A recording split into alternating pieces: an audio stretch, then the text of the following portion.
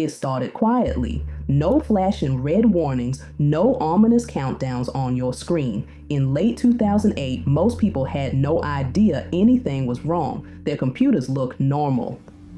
They booted up, opened email, browsed the web, but underneath, something was spreading. Something invisible. Security researchers began to notice strange patterns. Machines were connecting to the internet in ways they shouldn't. Updates weren't being installed. Antivirus protections had gone mysteriously silent. And soon, the world would learn a new name, Conficker. Also known as down up, and keto, this worm would become one of the largest outbreaks in computer history, infecting as many as 15 million machines at its peak. Governments, militaries, businesses, hospitals, all caught in its web. And to this day, no one knows who built it or why. And this is where we come in. Welcome to Night Shift Chronicles, the place for those long hours when the rest of the world is asleep, but your curiosity won't let you rest. Here we wander through the forgotten corridors of history, explore eerie mysteries of technology, and tell the stories that refuse to sleep. If you're on a night shift, lying awake, or just drawn to the strange and unsettling, settle in. Tonight we're unraveling the haunting tale of Conficker, the worm that terrified governments, haunted millions of machines, and then simply vanished into the shadows. The late 2000s internet was exploding with possibility. Facebook was rising. YouTube was becoming part of everyday life. Smartphones were just starting to change how people lived and worked. And behind it all, almost every machine ran Microsoft Windows. Windows powered over 90% of computers, from bedroom laptops to government servers. That dominance made it a target like no other.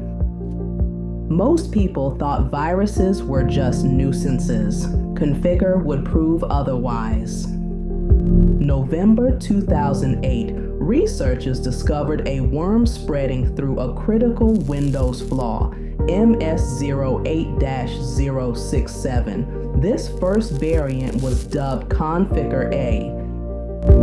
It didn't announce itself, it didn't crash machines, instead it crept silently, exploiting the vulnerability like a skeleton key. And by January 2009, millions of systems were already compromised. By early 2009, 9 to 15 million machines were infected worldwide. Not just home users, but hospitals, police departments, government agencies, and even the militaries of France and Germany. Conficker reached into more than 190 countries. New versions emerged, Conficker B, Conficker C, adding new layers of stealth. Machines lost antivirus protection, updates stopped. Entire systems became silent zombies. Conficker wasn't just sitting idle. It generated tens of thousands of domain names daily, searching for one controlled by its creators. If it connected, millions of machines could be given orders at once. Experts feared April 1st, 2009 would be the day. Governments prepared for chaos. The Pentagon even held meetings, and then nothing. No attacks, no data wiped, just silence. And that silence was worse than action because it meant the worm was still waiting. The response was unprecedented. Microsoft, ICANN, researchers, and governments formed the Conficker Working Group. Their mission: block the worm's communication. Every day, they cut off tens of thousands of potential domains. It was like playing whack-a-mole with 50,000 holes opening every morning. And for a time, it worked. But Conficker adapted. Later variants spread updates peer-to-peer, bypassing the defenses. The worm was always learning. Law enforcement joined in. In 2011, Ukrainian police arrested suspects leasing botnet access. The FBI and international partners seized servers tied to a $72 million scareware ring. Conficker was part of it. A Swedish man, Mikael Salner, was sentenced in the United States, but he wasn't the creator, just another criminal exploiting the infection.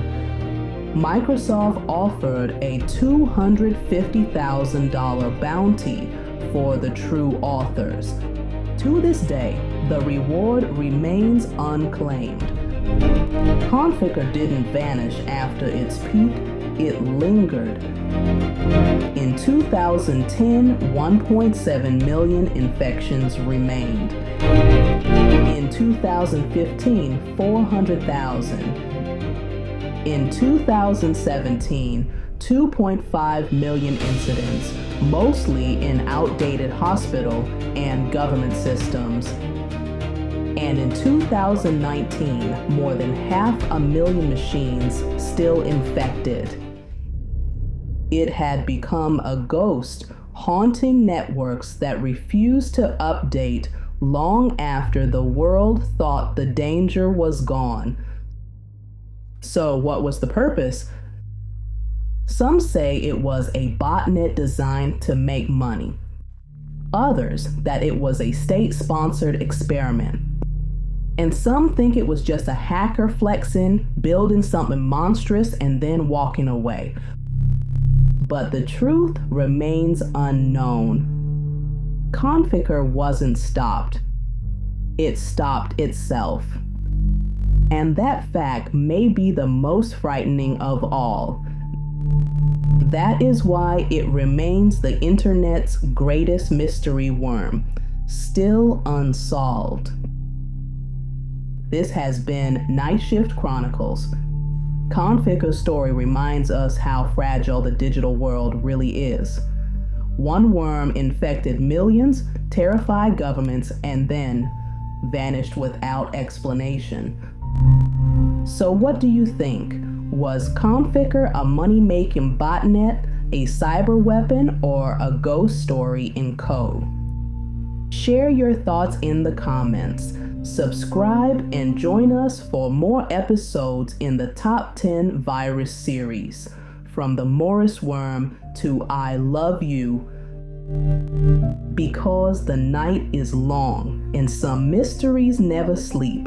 Somewhere buried in forgotten hard drives and hidden servers, Conficker still lingers. A worm without a master, a lock without a key holder. And maybe, just maybe, the one who forged it is still out there, watching, waiting, knowing that the world never found them. The internet moved on. But Conficker never really left.